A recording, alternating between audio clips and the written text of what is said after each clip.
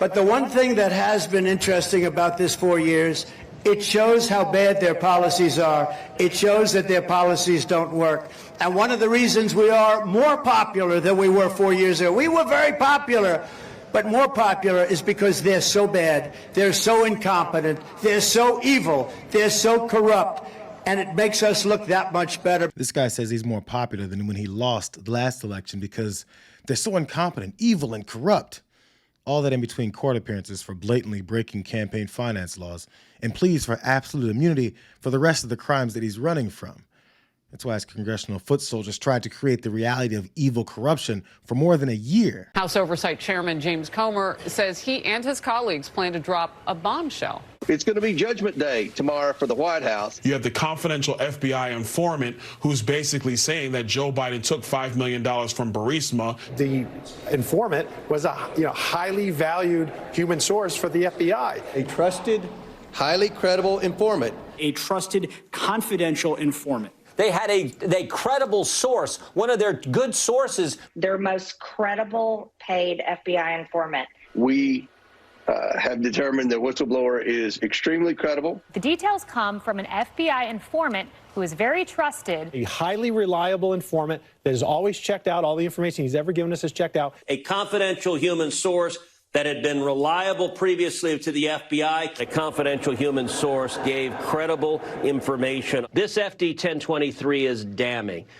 I do a podcast 3 days a week, Verdict with Ted Cruz. The podcast has gone into the details. This is a very crucial piece of our investigation. So the whole ordeal there with the FBI informant wasn't relevant to the investigation. It was one part that we investigated, but the Democrats and the intelligence community are colluding with the media to try to say that that was a key part of the investigation, and therefore the investigation needs to end. It's all a clown show.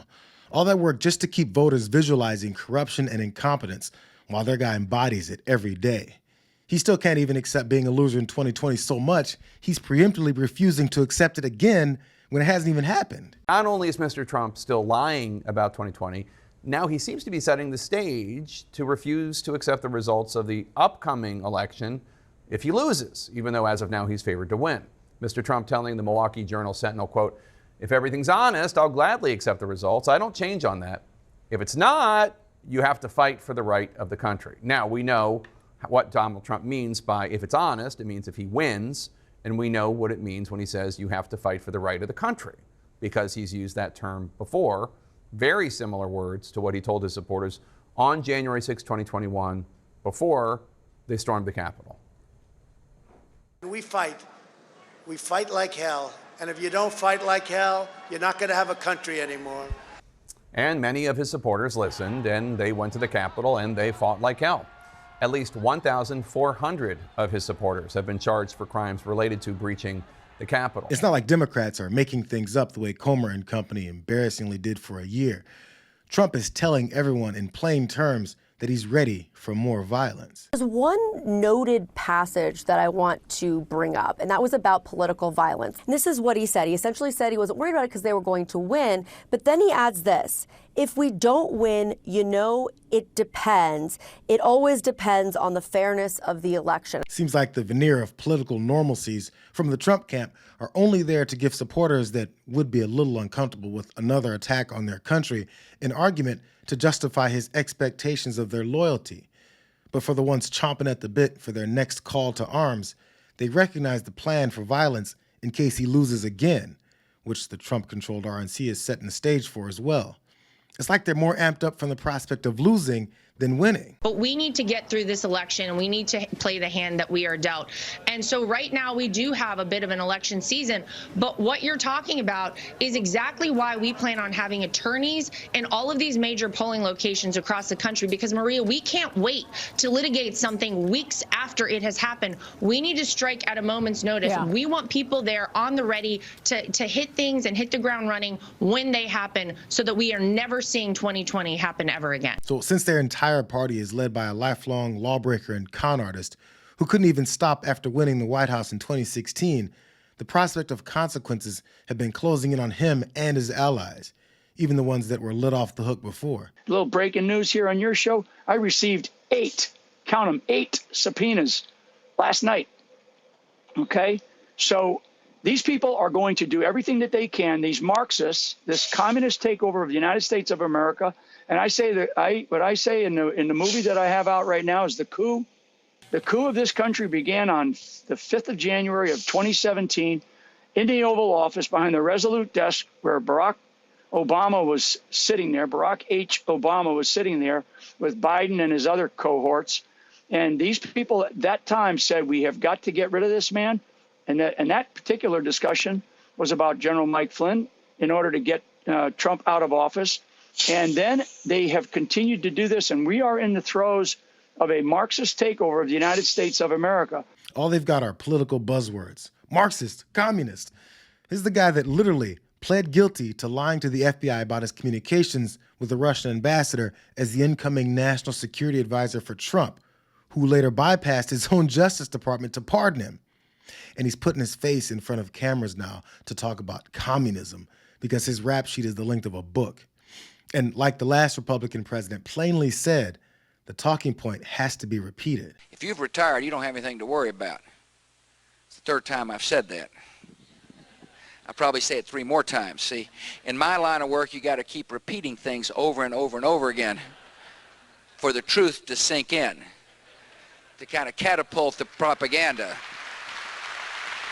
So this time, the propaganda is to call everything Marxist and communist to keep MAGA afraid of everything. We have something that's been growing over a while now, Maria. It's called the slow march of Marxism. It's been happening since the 30s. It's been, you see it in policies like the DEI, which is basically a way of dividing us. This has been a slow march, and what we're seeing today is just a culmination of, first of all, cowardice from those within, complicity, because we have Marxists literally in our school systems. Like all true communist show trials, this is what you call a communist show trial. And we're going communist, don't kid yourself. We don't win this election, this country is finished. Remember, I've been indicted more than Al Capone, the great gangster. I never heard the word indictment, I didn't know. Now all of a sudden, if I fly over a Democrat state, they call it a blue state, I get subpoenaed before a grand jury. He said we're going communist. What does that mean? It might mean that their renewed commitment to sore loser violence is suddenly justified as the emergency option once he finally says so. We've been going communist, and if he loses, he'll conveniently claim that the cycle is complete. It doesn't matter that we already saw in broad daylight how easily the MAGA mob is ready to kill their own vice president for choosing the country over Trump. That's why the campaign to brush the murderous violence aside is just as important as promoting the next attempt. The last time I checked, President Biden wasn't approving of the chance to hang his vice president and did not call his vice president when their life was in danger on Capitol Hill, something that Mike Pence himself has testified to. So my question is, does it give you any pause to be his vice president, given how he has treated Mike Pence? Caitlin, I'm extremely skeptical that Mike Pence's life was ever in danger. I think politics people like to really exaggerate things from time to time. I know a lot of folks in the Democratic Party. Senator. A lot of folks in the Democratic Party, Caitlin, act as if January the 6th was the scariest moment of their lives. I think, look, January 6th was a bad day. It was a riot. But the idea that Donald Trump endangered anyone's lives when he told them to protest peacefully, it's just absurd. And the entire legal basis of this prosecution of Donald Trump but they from were Jack chanting Smith. that they wanted to hang him.